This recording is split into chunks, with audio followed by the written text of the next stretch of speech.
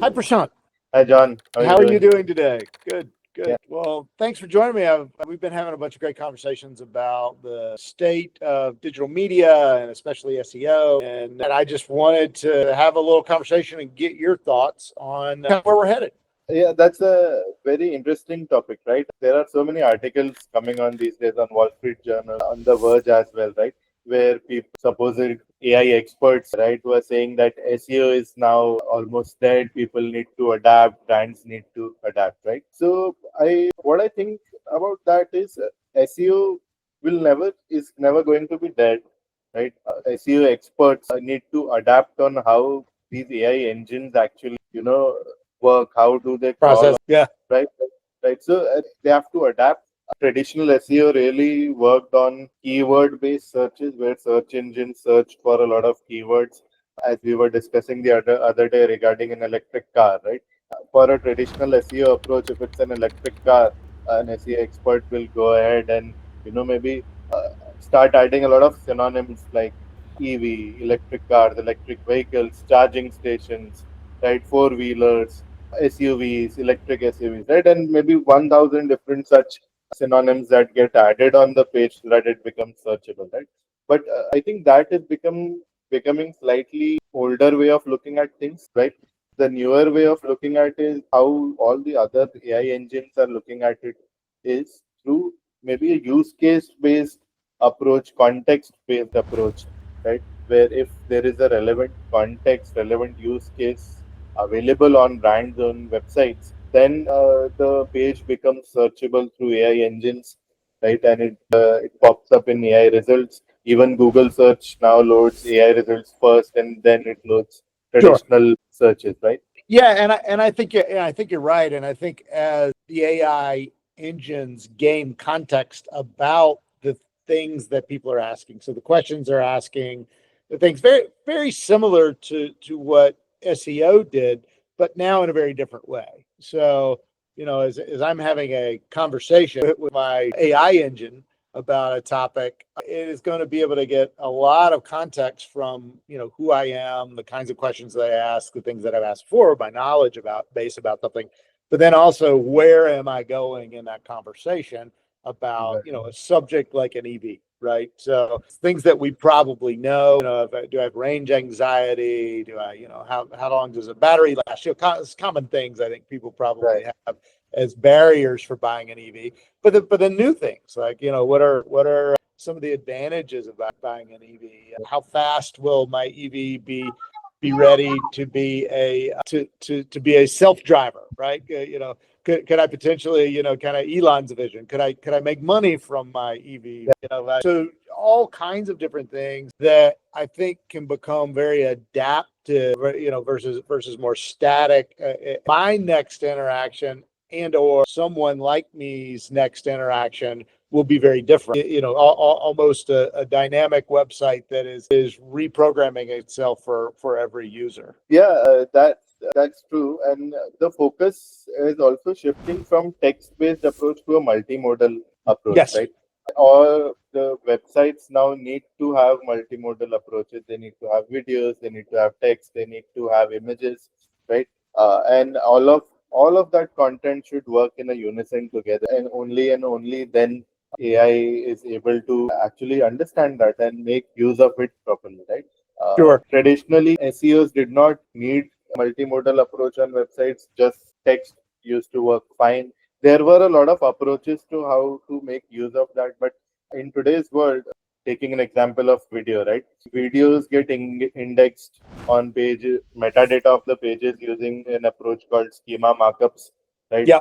Using these schema markups, AI agent picks those videos up very quickly, just goes straight into the result, and it pops up as a video where people they can just click and watch the video right directly. Yeah, I like that as well. I think it's much more intuitive for how I currently use the internet anyway, right? So, Uh, if I'm researching a topic or if I want to know more about a product or maybe a travel destination or whatever, I want a blend of content that maybe is coming from the brand, content that's coming from UGC, and even other opinions. Are there ratings and reviews? Are there other things that could be pulled in to make that a more rich experience? And I've complained about this for years. If you Google, restaurants in maybe a city you're visiting, right? It gets hijacked by people like TripAdvisor, and because Results, right? Majority of them are sponsored these days.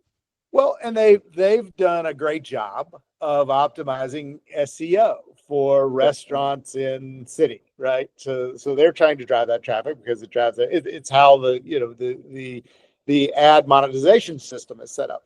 But it's a very poor user experience, and I think some of my first AI interactions that really, in fact, I wrote an article about this, is I was going to be in Memphis, Tennessee, which has amazing barbecue, right? And so I said, okay, I said, hey, ChatGPT, I'm going to Memphis.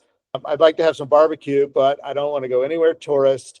I don't want to go anywhere I want to go where locals go. And I got this list of wonderful restaurants. In fact, one had a barbecued quail on the menu. And I'm like, that's it, because I don't want to go to Rendezvous. Yes, that Rendezvous, Yeah. it's the most famous place in Memphis. It's great, but it's a tourist trap.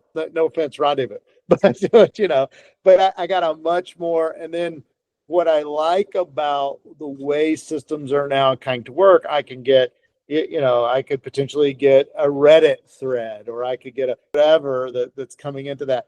And while SEO does some of that, it's still so gamified because of the ad monetization model. It's a subpar experience in my way of thinking. No, that's a very interesting thought, right? You brought UGC, right? UGC in today's day and age, if I want to buy something, I will 100% go to somewhere where people are talking about that product, especially going to a restaurant, finding a restaurant, right, in a different city where you have never been. Very important. I will just not go based on Google ratings, for example. I do want to understand what people are actually talking about. That's Sure. where UGC comes in. And I'll have to go to Reddit manually, maybe go to YouTube and search for these places, right? It's a manual process, takes a lot of time.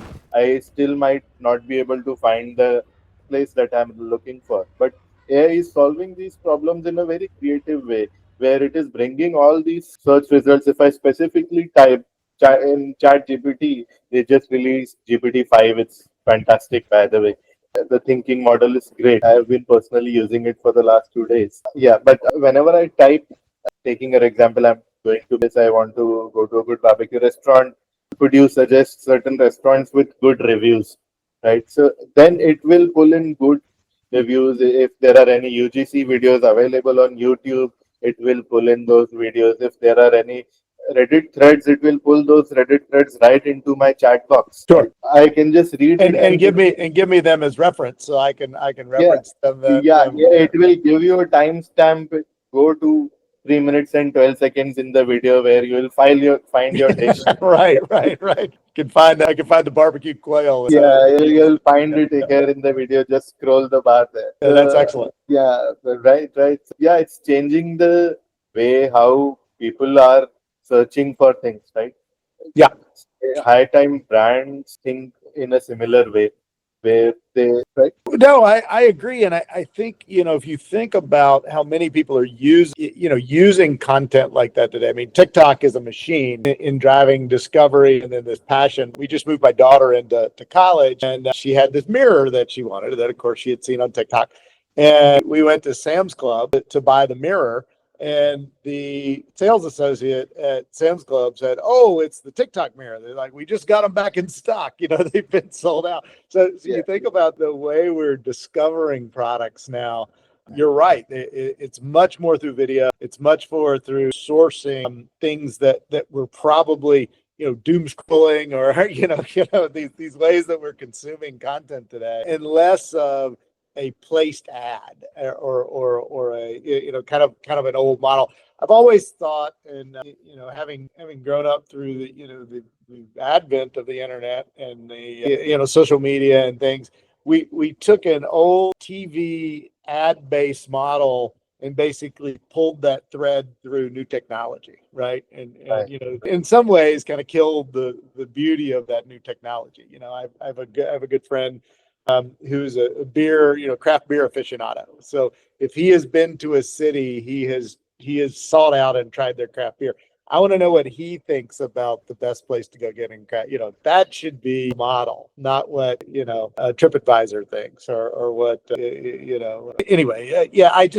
I think AI, I hope, does not follow the same path where it becomes completely monetized by people gaming the system to jump the discovery thread. I think that I see that it's somewhere it is already starting to happen. I'll give you an example. I was recently reading an article where it was about ChatGPT and Perplexity, Yes. how they are building a Shopify, Yes. right? And it works in reverse. Usually, how Shopify app work is they'll bring the dashboard or whatever tool you are building, right? The experience will be brought to Shopify. But in this case, it's reverse, where your product get listed from Shopify inside ChatGPT's chat window and Perplexity's chat window, right? So you just pay a fee of, I don't know what, $100, right? And all your products start getting listed in search results inside these AI engines automatically, right? Just using that Shopify app. Because there is demand, there's super demand for brands to be relevant in those conversations. Right. No. Yeah.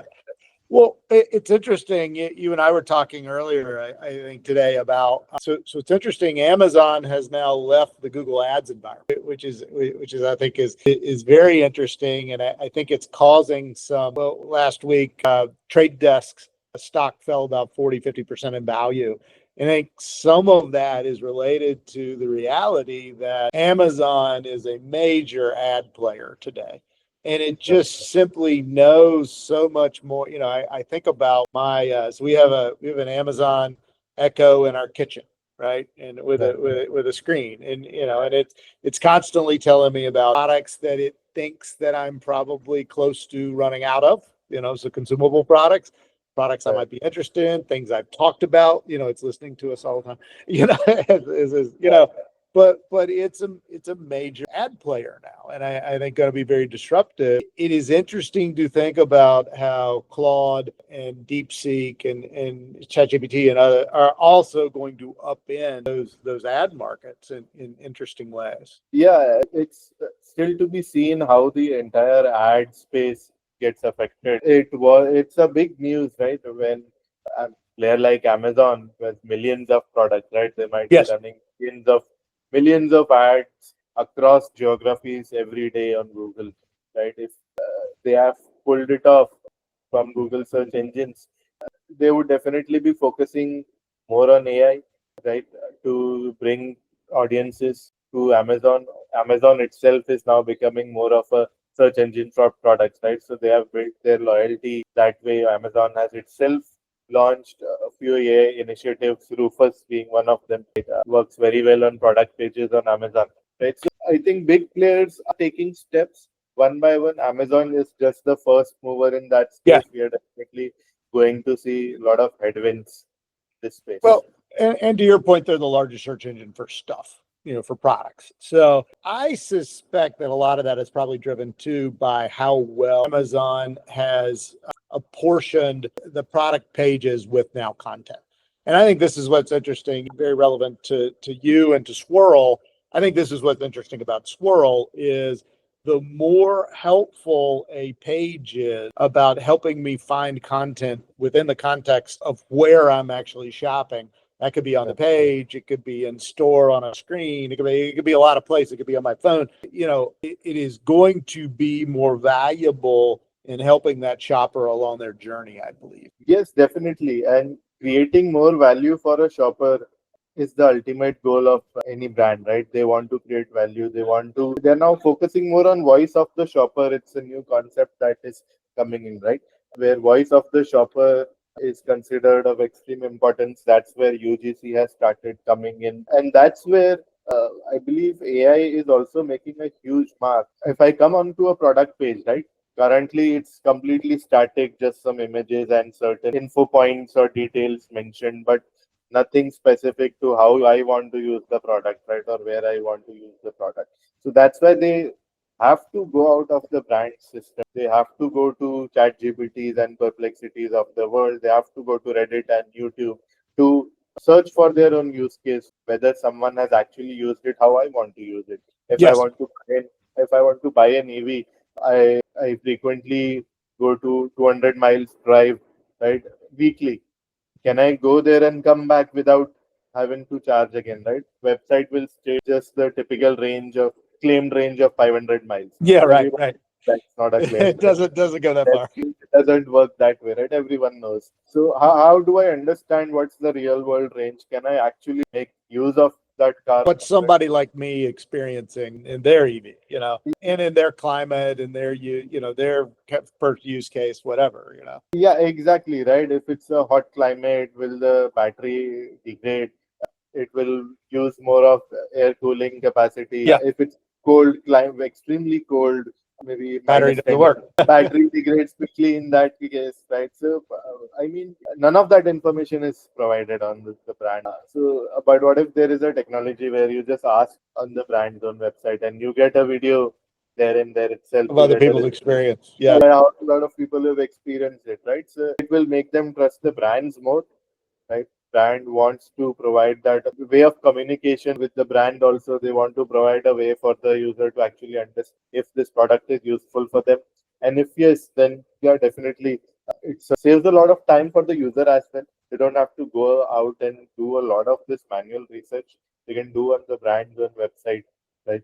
And creates more brand authenticity, creates more likability for the brand. sure.